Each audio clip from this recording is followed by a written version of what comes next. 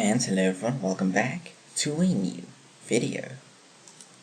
We can just delete this because last time we talked about string functions. Today we're going to be talking about user input. And that's one of the things that really got me into programming, is getting input from the user and actually being able to use it. I loved that so much. So let's start off easy.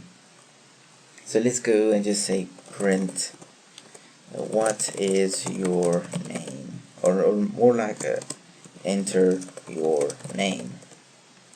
You can say like name is equal to input, which gets user input, and then we can just say control save, and we can go to Audacity. No, we can go to terminal, and we can just say run that, enter your name, I am Netsu. And of course now that we can get the name, we can actually say print your name is plus name, boom, and Netsu, your name is Netsu. That is amazing, isn't it? And then there's another way to get a name, because sometimes you want to get the things on the same line, because as you can see here, they go on the line after that, so that's kind of annoying. So a way you can do that is you can say, you can actually remove this, cut that, and then remove this and this, and here at input you can just paste it in there, enter your name, and then if you run this, it says enter your name, it's Netsu. Your name is Netsu. Of course, just add a space there, I mean, to make it look better.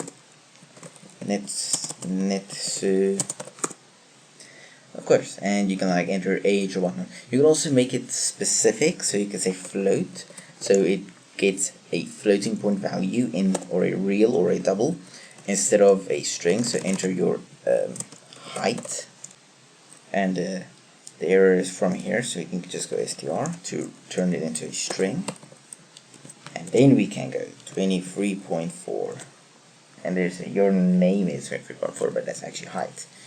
So you can also use integer if you want. You can use whatever you want, you can put in there. Okay, now there's one cool thing that I want to show you guys.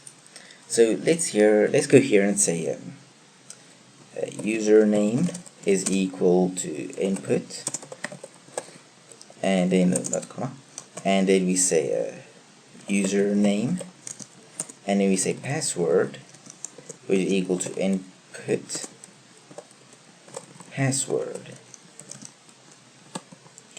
Now if we can actually just print username plus and space plus password if you want. Now if we were to run this, and as you can see, we can say Kali and then pass, but as you can see here, you can see the password. Now if you think about it, like let's say someone is looking over your shoulder, or you're streaming or something like that, then if someone can see your password, that's not good at all. You should hide that password. So just something I want to show you guys.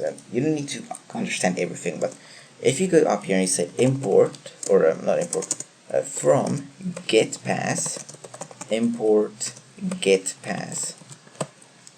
So this just says from this library that's given to you by Python, import this. And we'll get more into importing and stuff like that later, but for right now, it just note that this gives you get pass. And instead of input, you can say get pass. Now look at this. Now if we run the gate, I see username, or let's go call it again. And now with password, I'm going to say pass. I just typed my password here, but you cannot see it because we used get pass instead of input. Now if you click there, as you can see, it still gave me the same output. So yeah, that's what you can do if you want to get a password or something sensitive that people shouldn't be able to see. So yeah, thank you for watching. I hope you all enjoyed and can now get user input without any problems. See you all in the next